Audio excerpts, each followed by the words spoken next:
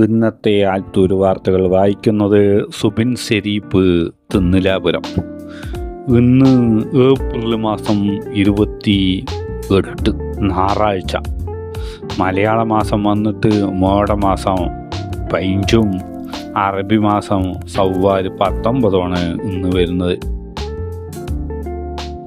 മങ്കര പഞ്ചായത്തിലെ കല്ലൂര് പറയുന്ന രാജ്യത്ത് കൊല്ലങ്ങളോളം നൂറ്റാണ്ടുകളോളം പഴക്കമുള്ള പഴങ്ങോട്ട് കുളം നന്നാക്കാൻ തുടങ്ങി. ചേറും ചണ്ടിയും ചളിയും നിറച്ചിട്ട് ആൾക്കാർക്ക് കുളിക്കാൻ പറ്റുന്ന കുറിയന്തോത്തിൽ വെള്ളം പറ്റിയതായി കണ്ടപ്പോൾ അത് നേരാക്കാൻ അമ്പലത്തിൻ്റെ വകുപ്പിന്, ദേവസ്വം വകുപ്പിന് കാശില്ല പറഞ്ഞപ്പോൾ മങ്കരീത്തിയും കല്ലൂറ്റി ആൾക്കാർക്ക് കാശ് പിരിച്ചെടുത്തിട്ട് വലിയ JCB അതിൻ്റെ ഉള്ളിൽ ഇറക്കിയിട്ട് ചേറൊക്കെ കൂള് പോലെ കരക്കിയിട്ട് മോട്ടർ വെച്ച് അടിച്ചിട്ടൊക്കെയാണ് വൃത്തിയാക്കാൻ തുടങ്ങി. 2-3 ദിവസം പണി ഉണ്ടാവുമെന്നാണ് പറയുന്നത്.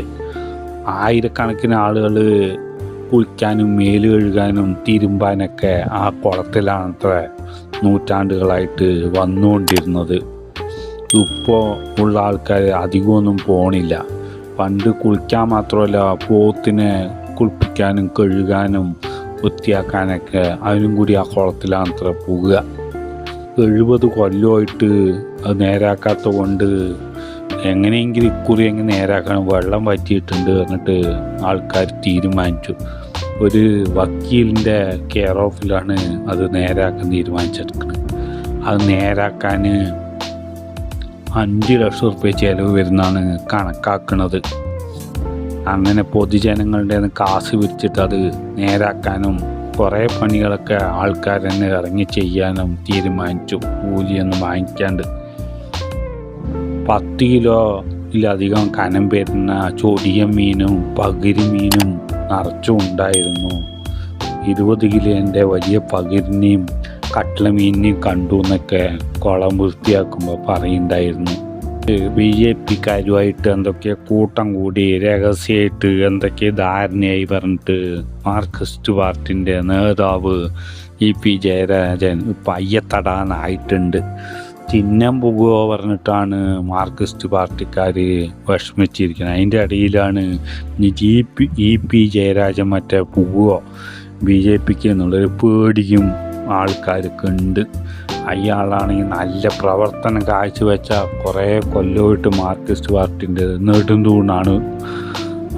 അപ്പോഴാണ് ഇയാൾ ഇടയ്ക്ക് വെച്ചിട്ട് BJPക്ക് പോണ കാര്യം ജാവേദക്കർ പറയുന്ന ഒരു BJPൻ്റെ നേതാവായിട്ട് കൂട്ടം കൂടിയത്.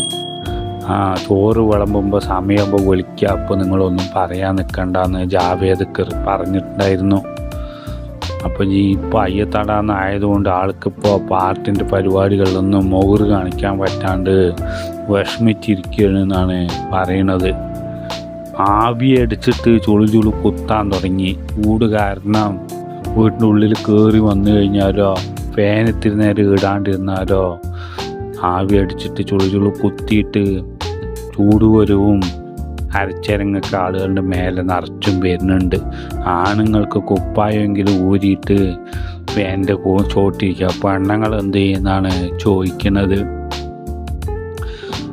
അജ്മീർ പറയുന്ന സ്ഥലത്ത് അവിടുത്തെ മുഖ്യ ദർഗൻ്റെ അവിടുന്ന് 15 കിലോമീറ്റർ അപ്പുറത്തുള്ള മദീന പള്ളിയിൽ മുഹമ്മദ് മാഹിർ 30 വയസ്സുള്ള ഒരു ഉസ്താദിനെ അക്രമികൾ വന്ന് തല്ലിക്കൊന്നു. കഴിഞ്ഞ ദിവസമാണ് ഉണ്ടായത്. 6 കുട്ടികൾ അവിടെ ഉണ്ടായിരുന്നു.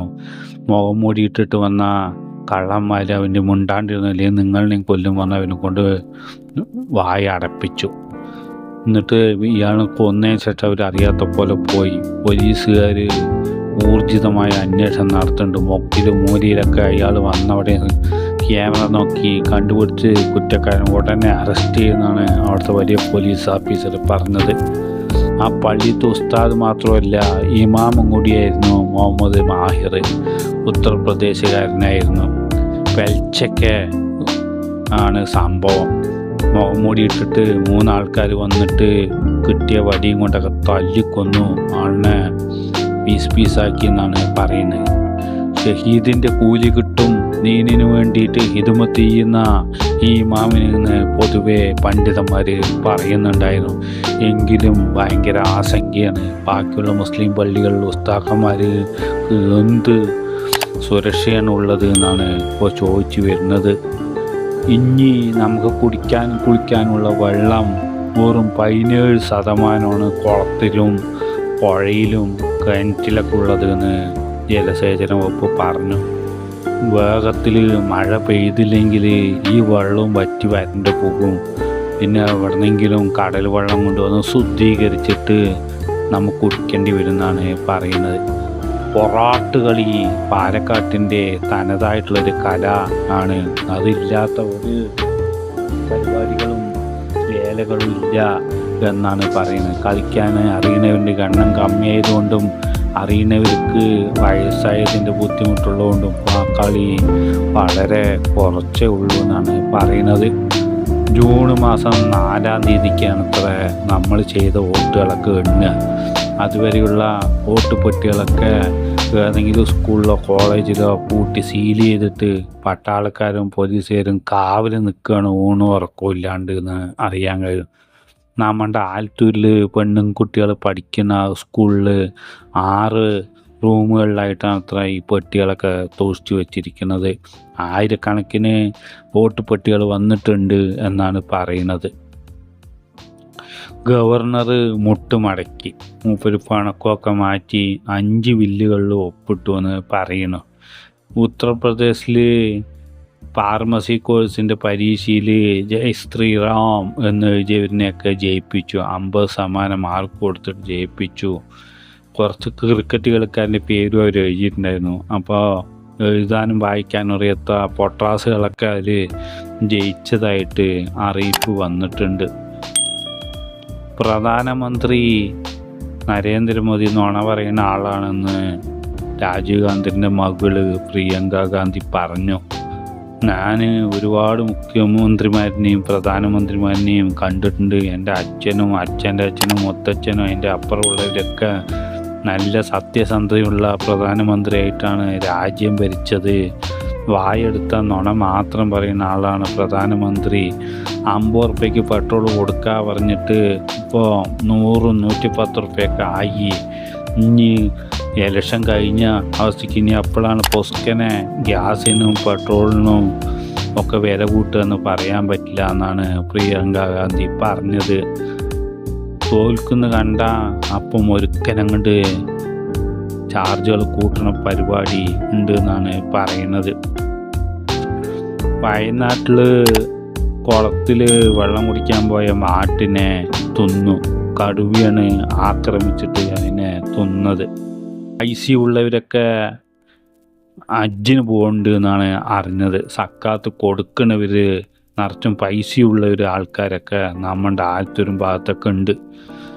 പള്ളിയായിട്ട് ബന്ധമില്ലാത്ത ആൾക്കാർ ഇപ്പോൾ നിസ്കരിക്കാനും പള്ളി പോകാനൊക്കെ തുടങ്ങിയിട്ടുണ്ട്. അവരിലും കുറേ പേര് ഹജ്ജിന് പോകുന്നുണ്ട് എന്നൊക്കെ പറയുന്നത് കേട്ടു. ഇന്നത്തെ ആലത്തൂർ വാർത്തകൾ കഴിഞ്ഞു.